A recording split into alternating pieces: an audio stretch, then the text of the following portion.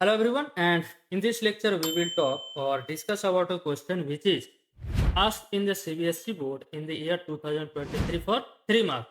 And the question is evaluate the integration to x square plus 3 and divided by x square into x square plus 9. अब यहाँ पे इस question को solve करने के लिए जो हमें कंसेप्ट को यूज करना होगा वो है पार्शियल फ्रैक्शन का। तो पार्शियल फ्रैक्शन क्या होता है? जब भी आपका ऊपर क्या है लीनियर फैक्टर और नीचे आपका क्वाड्रेटिक इक्वेशन हो बट आपका फैक्टर फॉर्म में, तब हम इसको पार्शियल फ्रैक्शन से इसको किस तरह से लिखते हैं? आपका एक जो फैक्टर है एक्स माइनस ए और second one is x minus b. तो इस फैक्टर के लिए एक कांस्टेंट, तो एक्स माइनस ए, इसके लिए एक कांस्टेंट ए ले लेते हैं और ये फैक्टर के लिए एक another constant which is b ले लेते हैं और हम यहाँ से क्या करते हैं ए और बी का वैल्यू फाइंड करते हैं। ठीक है, तो इसी कंसेप्ट से हम इस क्वेश्चन को सॉल्व करेंगे। लेकिन ये जो आपका क्वेश्चन दिया हुआ है इसमें हम पहले क्या करेंगे ना, पुट करते हैं इस एक्स स्क्वायर की जगह पे टी। अगर आप टी पुट करते हैं एक्स स्क्वायर की जगह, मतलब ये आपका दिया हुआ है एक रेशनल फंक्शन क्या, two x square plus three divided by x square into x square plus nine.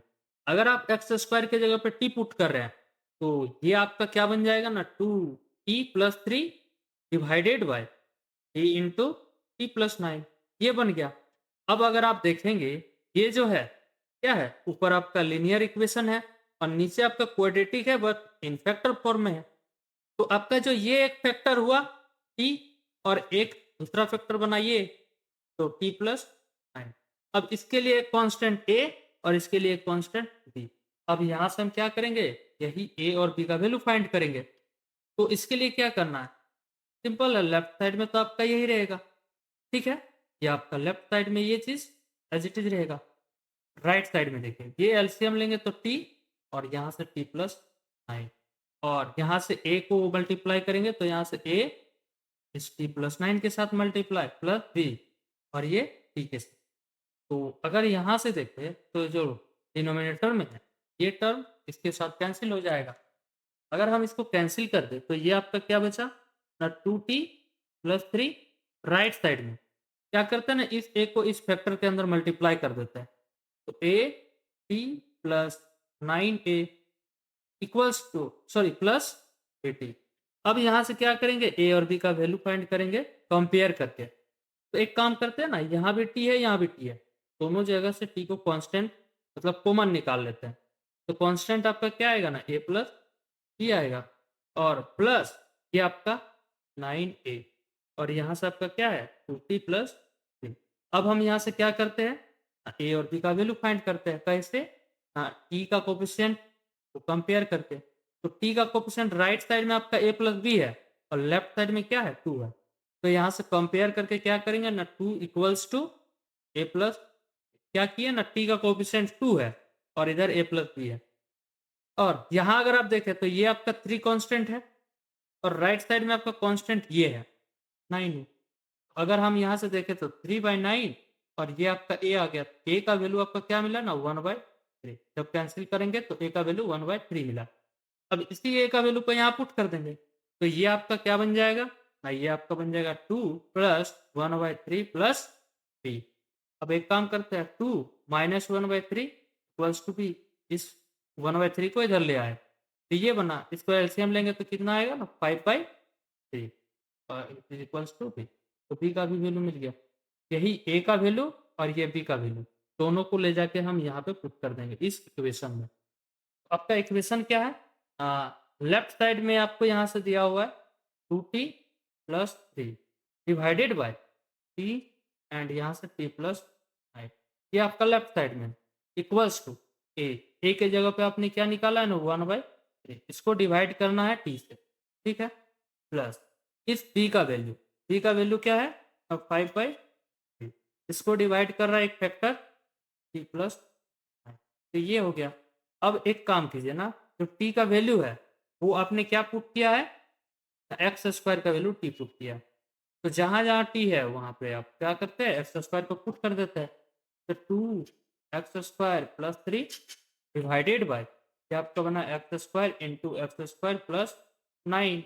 Equals to 1/3, यहाँ से एक्स स्क्वायर प्लस ये आपका बना 5/3, और इस टी के जगह ये जो आपका टी है यहाँ से एक्स स्क्वायर प्लस सिंपल क्या किए ना, जहाँ भी आपका टी था वहाँ पे हम एक्स स्क्वायर का वैल्यू पुट कर दिए। अब हमें इंटीग्रेशन को सॉल्व करना है, तो इंटीग्रेशन में ये जो फंक्शन है 2x² plus 3 divided by x square into x square plus 9, ये किसके बराबर आया हुआ है ना, this is equals to 1/3, I think यहाँ से एक्स स्क्वायर है, प्लस फिर हम 5/3 और यहाँ से आपका x square plus 9, I think यही आया 1/3 x square plus 5/3 x square plus 9। अब हमें यहाँ से क्या करना है, अब यहाँ से लेफ्ट साइड में हमें इसका इंटीग्रेशन करना है, तो कुछ राइट साइड में भी इसका इंटीग्रेशन हो जाएगा बस।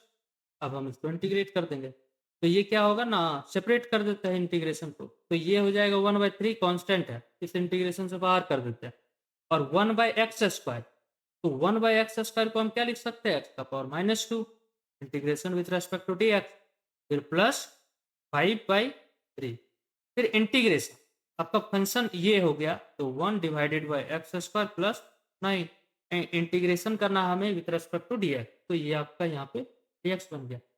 अब से इंटीग्रेट करना है, तो ये 1/3 एक्स का पावर -2 प्लस 1 -1 और डिवाइडेड बाय -1 प्लस ये आपका 5/3।